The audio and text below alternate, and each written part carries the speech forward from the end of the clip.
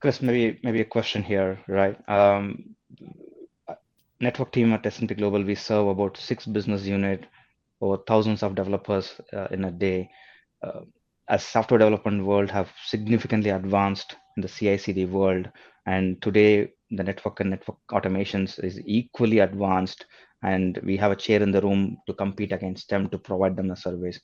What's new in the room is, hey, there's something called Backstage from Spotify, and that's going to be the new developer enablement platform that we would like to consume. And then the ask from them is, how can you integrate or interoperate to make the developer experience not just consume network service in a separate compartment, but they would like to consume middleware, storage, server, all the things into the thing. So if you can provide that IDP as an experience, that'll be useful. Yeah. So where we think we're going with the industry is one of platforms, and a lot of people put it under the platform engineering umbrella. The challenge, as it's stated, because a lot of times, especially even on this call, we talk about, we're talking about infrastructure out, right? We're really thinking about infrastructure out. If you're thinking application in, and you're an application developer, sometimes you're like, I'm not sure what I'm supposed to use, how I'm supposed to use it, what I'm allowed to do. Line of business teams for a long time swiped credit cards, used cloud and other services as they saw fit. Most CIOs are saying, we want you to use all those great services, but we would like to standardize those a little bit. We'd like to have a tailored, S&P Global opinionated set of services versus just whatever's out there, right? So that people are starting to assign product managers to their platform team. So you can look at connectivity as a product you're offering your application owners. And ultimately, we need to talk to application developers in the manner of which they're used to. So IDP, internal development platform, is really the thought where application teams can go look at what's available. Kind of think of it like a console. And from an Itential standpoint, we want to publish our APIs. You can publish them as you see fit. You can customize the routes. So we can publish that to the application team so they can understand how to consume this network. And also there's a level of abstraction in there so that you can change, you're talking about constantly changing some of your infrastructure, but we don't want that to ripple up to our application teams. So providing those as APIs really allows us to be innovative at the infrastructure level, but also communicate to application teams as they see fit. And, I think the biggest concern / issue they see is that they spend a lot of time trying to figure out what they're allowed to do, how they're allowed to do it. And you don't want to get to build time and have the wrong set of services. So us, publish these in a more platform engineering concept is going to be a huge kind of leap forward as an industry. And I think that's what a lot of us are converging on. So excited to continue to talk about that for sure. I think that's very well said. Just to add a couple of perspectives there on the Itential.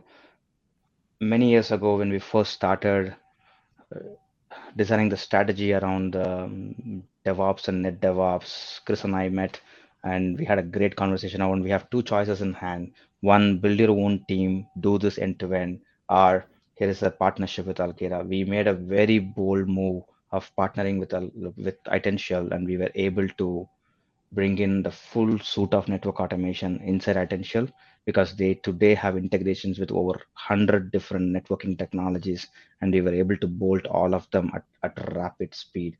I think the vision that we carry forward with the Itential team, and we wrote a great white paper together explaining it to S&P Global business and business CTOs, what this means to them, right? And they appreciated a lot about the vision of low code, no code 2-3 years ago, and we were able to produce that output in real time today. And second biggest thing is one of the very recent use cases that we delivered in partnership with Itential is today the scale at which the digital infrastructure is expanding, and now we're introducing Alkira and many other things. Security team wanted to handle security events and bad actors instantly. We were able to develop or abstract the SOAR automation out of a SOAR platform and bring that intelligence on top of Itential platform, so that today any SOAR platform in the market, they are just providing a payload to Itential, and Itential is able to translate that payload. A payload could be a domain name, or payload could be a bad IP addresses.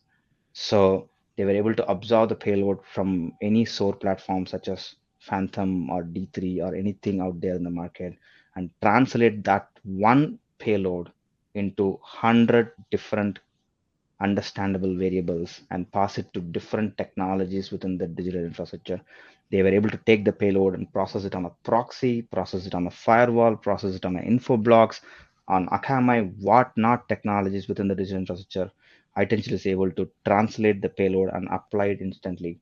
Today, we have a capability that if you give us an IOC IP address, we will be able to use Itential and block the IP addresses within the network in matter of seconds, and we do that actively. This way, we enable and empower our frontline cyber defense SOC team to action it immediately instead of putting a ticket and waiting for somebody in the network team to act upon it. That's some of those powerful use cases we are working in partnership with Itential. That's awesome. I appreciate it. It's a great use case. Maybe just to explain a little bit behind that is the sense that we talk about infrastructure being programmable. That's, as a company who tries to automate and orchestrate infrastructure at scale every day, that's how we think. There's been different attempts to standardize APIs and standardize payloads. Take SD-WAN, so much innovation so quickly, no standards. So, as we get into advice for those that have hung on with us, I would say that, what we've learned in these use cases, like Guru was talking about, integrating lots of systems, is that people don't agree on payloads. People don't agree how to describe interfaces. I mean, look at the public cloud providers, VPCs and VNets, different APIs, different payloads. But everybody uses them, right? Because they're well described. They're well described with payloads. So from an Itential standpoint, it's not about trying to get everybody to agree on a handful of constructs, because we think innovation cycles are accelerating, right? So we're going to see more software-based infrastructure. Cloud providers are launching hundreds of services every year. Folks like Alkira are innovating at a huge clip. So what we need those APIs to be programmable and described, which makes it so we can automate this. And since we're not going to agree on payloads, we have to be able to do data transformation at runtime. And Guru, that's what you're describing, right? So we can understand how info blocks or somebody else describes the interface.